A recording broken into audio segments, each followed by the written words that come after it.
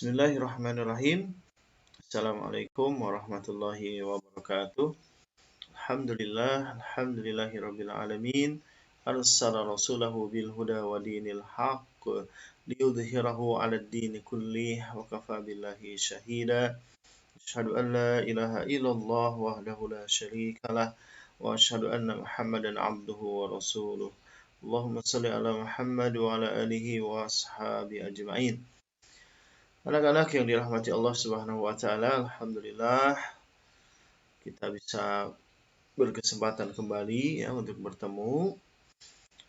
Insyaallah ya pada kesempatan kali ini ya Bapak akan menjelaskan kembali tentang 4 kisah tentang kemuliaan akhlak Nabi Muhammad Shallallahu alaihi wasallam ya. 3 kisah sudah Bapak ceritakan ya di edisi sebelumnya. Tapi pada kesempatan hari ini ya Bapak akan coba mereview lagi ya. Karena kisah-kisah ini sungguh sangat mulia ya. Tentunya untuk kalian pahami dan tentunya untuk menjadi panduan kalian ya. Bagaimana supaya kalian bisa meniru akhlak yang dicontohkan oleh Nabi Muhammad SAW. Karena Rasulullah adalah teladan kita ya, teladan bagi umat Islam. Untuk ditiru semua perbuatan ya dan perkataan beliau dalam keseharian karena beliau adalah contoh teladan ya yang telah Allah Subhanahu wa taala dijadikan contoh teladan ya sampai-sampai ya Allah Subhanahu wa taala memuji hambanya yang bernama Nabi Muhammad ini di dalam surat Al-Qalam ayat keempat. A'udzu billahi minasy syaithanir rajim.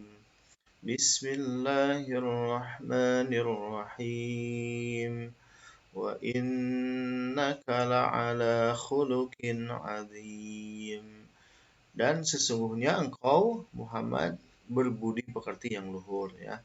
Nah, ini sebuah pujian Allah bagi Nabi Muhammad dan tentunya kita ya, sebagai umat Nabi Muhammad ya untuk bisa meniru ya akhlak keseharian Rasulullah dalam kehidupan sehari-hari ya. Nah, mudah-mudahan melalui 4 kisah ini nanti kita bisa meniru ya apa-apa yang telah diajarkan oleh Nabi Muhammad SAW ya. Baik, kita review kembali ya. Nah, kisah pertama ya yaitu kisah tentang Rasulullah SAW dan wanita tua ya.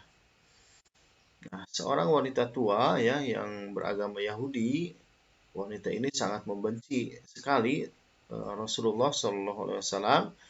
Maka setiap Rasulullah lewat di depan rumahnya, pasti si wanita tersebut selalu meludahi Nabi Muhammad SAW. Dan kemudian ya hari berganti hari ya selalu saja ya Rasulullah diludahi oleh wanita tua tersebut ya. Setiap lewat di depan rumahnya ya sangat benci sekali ya wanita tua ini. Kemudian ya di suatu hari Rasulullah ketika melewati depan rumah sang wanita tersebut ya beliau menunggu ya kemana ini yang biasa meludahi beliau gitu ya. Karena tidak ada gitu ya, biasanya beliau lewat diludahi tapi pada hari itu tidak ada ya, maka beliau masuk ke dalam rumah sang wanita tersebut kemudian menanyakan ya, wahai wanita tua ya, kenapa engkau tidak meludahiku seperti biasanya ya, ada apa gerangan? Nah, apa yang terjadi ya? Nah, ternyata ya Rasulullah SAW mengetahui kalau ternyata wanita tua tersebut sedang sakit keras ya. Dan tanpa ada rasa kebencian sama sekali dari Rasulullah ya, karena beliau ini emang manusia yang luar biasa ya. Tanpa ada rasa kebencian ya, Rasulullah SAW langsung mendoakan untuk kesembuhan wanita tua tersebut ya yang biasa meludahinya.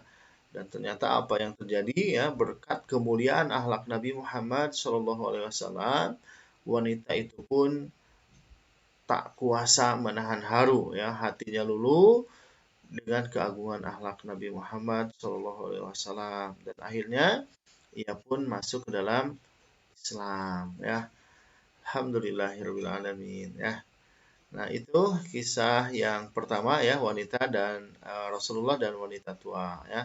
Nah, bagi yang belum ya, anak-anak silahkan kalian tuliskan ya pelajaran apa yang kalian temukan di kisah Rasulullah Shallallahu Alaihi Wasallam dan wanita tua ya di worksheet yang sudah disediakan ya. Baik, lanjut ke kisah berikutnya ya, yaitu kisah kedua, kisah Rasulullah Shallallahu Alaihi Wasallam dan pengemis buta. Nah, kisahnya adalah ya di sudut pasar Madinah ya ada seorang pengemis Yahudi buta yang setiap harinya ya apabila ada orang yang mendekatinya maka ia selalu berkata ya wahai saudaraku jangan engkau dekati Muhammad ya dia itu orang gila, dia itu pembohong, dia itu tukang sihir ya apabila kalian mendekatinya kalian akan dipengaruhinya. Ya. Nah, kemudian ya setiap pagi ya Rasulullah Shallallahu Alaihi Wasallam beliau mendatanginya ya wanita pengemis tersebut ya dengan membawa makanan dan tanpa berkata sepatah kata pun ya Rasulullah Shallallahu Alaihi Wasallam menyuapkan makanan yang dibawanya kepada pengemis itu walaupun si pengemis itu selalu berpesan ya agar tidak mendekati orang yang bernama Muhammad ya padahal Nabi Muhammadnya ada di hadapan beliau ya. Dan apa yang terjadi ya anak-anak yang dirahmati Allah, Rasulullah Shallallahu Alaihi Wasallam ya melakukannya yaitu menyuapi makanan ya untuk si pengemis tersebut itu setiap hari sampai menjelang Rasulullah Shallallahu Alaihi Wasallam wafatnya ya. Dan kemudian setelah Rasulullah Shallallahu Alaihi Wasallam wafat ya maka ya tidak ada lagi orang yang membawakan makanan setiap pagi kepada pengemis buta tersebut ya sampai suatu hari Abu Bakar As-Siddiq berkunjung ke rumah anaknya yaitu Aisyah yang menjadi istri Nabi Muhammad Shallallahu Alaihi Wasallam ya beliau berkata kepada anaknya wahai anakku Aisyah adakah sunnah kekasihku ya sunnah Rasulullah yang belum aku kerjakan. Kemudian Aisyah radhiyallahu anha menjawab pertanyaan ayahnya, ya wahai ayahku ya, engkau adalah seorang ahli sunnah. Hampir tidak ada satu sunnah pun yang belum ayah lakukan, kecuali satu sunnah saja. Apakah itu? Tanya ayahnya Abu Bakar ya. Kemudian Aisyah menjawab, setiap pagi Rasulullah Shallallahu Alaihi Wasallam selalu pergi ke ujung pasar dengan membawa makanan ya, dengan membawakan makanan untuk pengemis buta yang ada di sana ya. Dan kemudian apa yang dilakukan oleh Abu Bakar ya, keesokan harinya Abu Bakar ya pergi ke pasar dengan membawa makanan untuk diberikan kepada pengemis itu ya. Beliau mendatangi pengemis itu dan memberikan makanan itu kepadanya ya. Kepada Abu Bakar ya. Abu Bakar ya mulai menyuapinya dan kemudian si pengemis itu dia berteriak ya, "Kamu siapa?" gitu ya. Kemudian Abu Bakar menjawab, "Aku orang yang biasa." Ya. Kemudian si pengemis itu mengatakan, "Bukan, ya, engkau bukan orang yang biasa mendatangiku." Ya. Jawab si pengemis buta itu ya. Kemudian si pengemis buta itu mengatakan ya, "Apabila ia datang kepadaku ya, tidak susah mulut ini untuk mengunyah. Orang yang biasa mendatangiku selalu menyuapiku ya, tapi terlebih dahulu ya si makanan tersebut dihaluskannya. Kemudian setelah itu diberikannya kepadaku ya.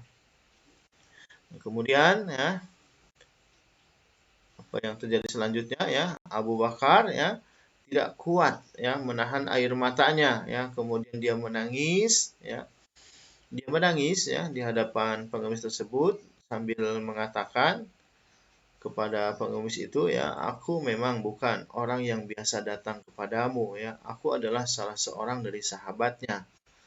Orang yang mulia itu ya yang biasa menyuapi engkau ya, dia adalah Nabi Muhammad Shallallahu Alaihi Wasallam ya. Dia adalah Rasulullah Shallallahu Alaihi Wasallam. Nah, setelah pengemis itu mendengar cerita Abu Bakar ya, yang biasa menghinanya, ya mencaci maki ya, Kemudian dia pun menangis dan kemudian berkata, benarkah demikian? Ya. Benarkah orang yang selama ini menyuapiku adalah Nabi Muhammad SAW, yang selama ini aku menghinanya, aku memfitnahnya? Kata si pengemis buta tersebut, ya. Dan dia pun tidak pernah memarahiku sedikit pun, ya. Malah dia mendatangiku dengan membawa makanan setiap pagi. Dia begitu mulia, ya. Kemudian, ya, pengemis buta tersebut, ya, akhirnya dia bersyahadat, ya, di hadapan Abu Bakar Siddiq, ya, menyatakan keislamannya, ya. Asyhadu an la ilaha illallah wa asyhadu anna Muhammadar Rasulullah, ya. Nah, ini kisah yang kedua, ya, anak-anak, bagaimana dengan kemuliaan akhlak Rasulullah. Kemudian si nenek tua yang pengemis tersebut akhirnya masuk Islam juga, ya. Baik, ya, selanjutnya silahkan kalian kembali, ya, tuliskan hikmah apa yang kalian dapatkan dari kisah yang kedua ini. Baik, lanjut ke kisah berikutnya, ya, yaitu tentang Rasulullah Shallallahu Alaihi Wasallam dan batu kerikil. Nah, anak-anak yang dirahmati Allah, ya, ketika Rasulullah menjadi imam salat, ya, para sahabat melihat pergerakan Rasulullah, ya, antara satu rukun ke rukun lainnya amat sukar sekali, ya. Dan mereka mendengar bunyi seolah-olah sendi-sendi pada tubuh Rasulullah itu bergeser antara satu sama lain. Nah, Umar bin Khattab yang tidak tahan melihat keadaan itu langsung bertanya, ya Rasulullah, ya, kami melihat seolah-olah engkau menanggung penderitaan yang amat berat, ya. Apakah engkau sedang sakit? Ya. Kemudian Rasulullah menjawab, tidak ya Umar, ya, alhamdulillah aku sehat dan segar. Kemudian, ya, Rasulullah, ya, mengapa setiap sendi, ya, mengapa setiap engkau menggerakkan tubuh, kami mendengar seolah-olah sendi bergesekan di tubuh engkau, ya. Kami yakin engkau sedang sakit, desak Umar bin Khattab penuh dengan kecemasan. Nah, kemudian, ya, akhirnya Rasulullah Shallallahu Alaihi Wasallam mengangkat jubahnya, ya. Para sahabat sangat terkejut, ya, ternyata perut Rasulullah yang kempis, ya, kelihatan dililit oleh sehelai kain yang berisi batu kerikil, ya, buat menahan rasa lapar, ya. Batu-batu kecil itulah yang menimbulkan bunyi-bunyi halus setiap kali bergeraknya tubuh Rasulullah Shallallahu Alaihi Wasallam, ya. Ya Rasulullah, kenapa engkau tidak menyatakan lapar dan tidak punya makanan? Ya, kami pasti akan memberikannya buat engkau, ya. Nah, anak-anak yang dirahmati Allah, ya, ini adalah sebuah kisah di mana pada suatu hari, ya, Rasulullah tidak mempunyai makanan di rumahnya, ya. Rasulullah adalah orang yang kaya raya sebenarnya. Sebelum menjadi nabi, ya, beliau mempunyai istri, Bunda Khadijah, ya, yang kaya raya. Kemudian bekerja sama dengan Nabi Muhammad, ya, sampai kemudian, ya, bisnisnya semakin maju, ya, dan harta Rasulullah berlimpah, ya. Tapi kemudian setelah Rasulullah menjadi nabi, ya, sedikit demi sedikit hartanya habis untuk berdakwah, ya, diberikannya kepada orang lain agar masuk ke dalam Islam, ya. Dan kisah yang Bapak ceritakan ini adalah episode ketika Rasulullah tidak mempunyai makanan pada suatu hari, ya. Dan kemudian, ya, para sahabatnya mereka tentunya ketika melihat Rasulullah gitu, ya, mereka tidak tega gitu, ya, sampai-sampai menyatakan, ya Rasulullah, kenapa kau tidak bilang saja kepada kami kalau tidak punya makanan gitu. Pasti, ya, para sahabatnya, ya, pasti kami akan memberikannya buat engkau ya Rasulullah gitu, ya. Nah, anak-anak, Rasulullah, ya, kemudian, ya, dengan keagungan akhlaknya beliau menjawab dengan lemah lembut, ya. Tidak, wahai para sahabatku, ya. Aku tahu, ya. Ya, Rasulullah mengatakan, ya, aku tahu gitu, ya, apapun akan kalian korbankan, ya. Apapun akan kalian korbankan demi Rasulmu. Tetapi, ya, akankah aku jawab, ya, di hadapan Allah nanti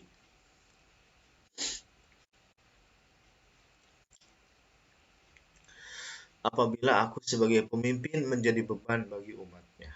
Ya. Apabila aku sebagai pemimpin menjadi beban untuk umatnya. Ya. Jadi Rasulullah tidak mau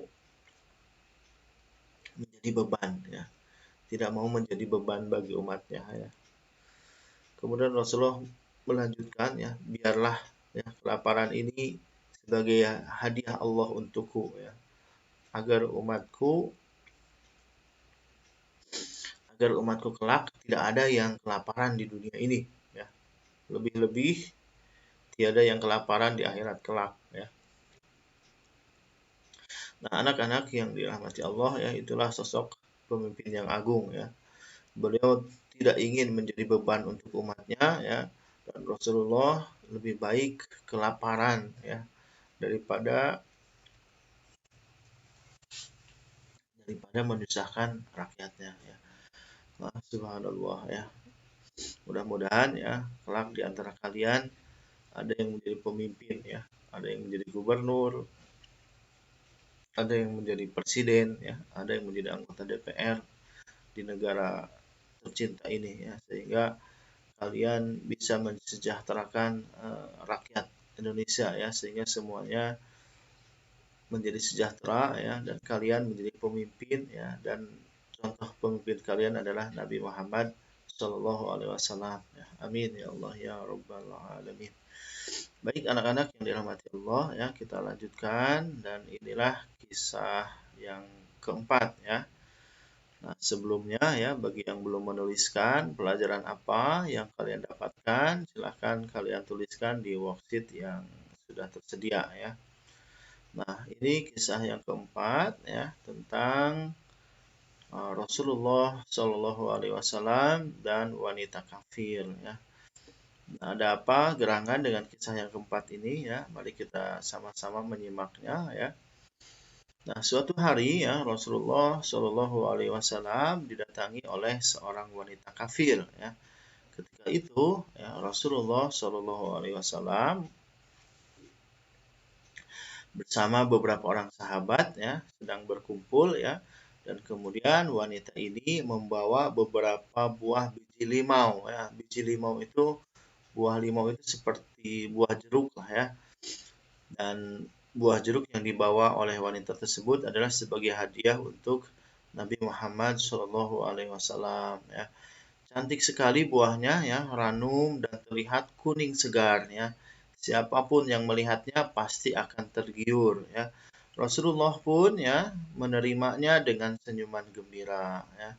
Karena Rasulullah adalah orang yang mau menerima hadiah, gitu, ya. Hadiah itu pun, ya, yaitu buah limau itu dimakan oleh Rasulullah Shallallahu Alaihi Wasallam sepotong demi sepotong dengan penuh senyuman, ya. Beliau menikmatinya sendirian saja, ya, sementara para sahabatnya hanya melihatnya saja, ya, padahal mereka pun dalam hatinya mau, gitu, ya, mau makan buah tersebut, ya. Dan biasanya, ya, Rasulullah Shallallahu Alaihi Wasallam akan makan bersama para sahabatnya, ya. Tetapi ternyata tidak sepotong pun, ya, buah limau itu diberikan kepada mereka, ya. Rasulullah terus makan, ya, dan setiap kali makan itu dengan senyuman sampai habislah semua buah limau tersebut, ya. Dan kemudian, ya,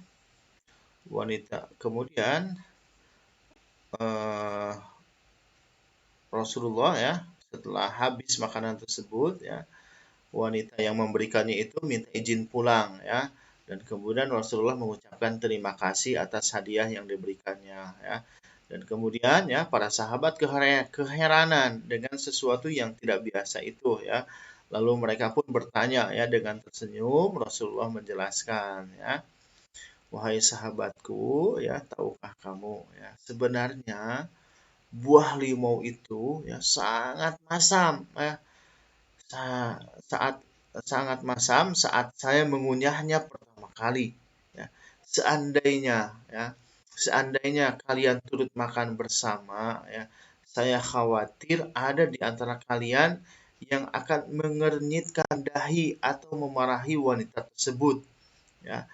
Saya khawatir, ya, hatinya akan tersinggung ya. Sebab itu ya saya habiskan semua hadiah buah limau itu ya. Dan itulah ya anak-anak ya, begitulah anak Rasulullah Shallallahu Alaihi Wasallam ya. Beliau tidak akan mengecilkan pemberian seseorang, biarpun pemberian itu tidak baik ya.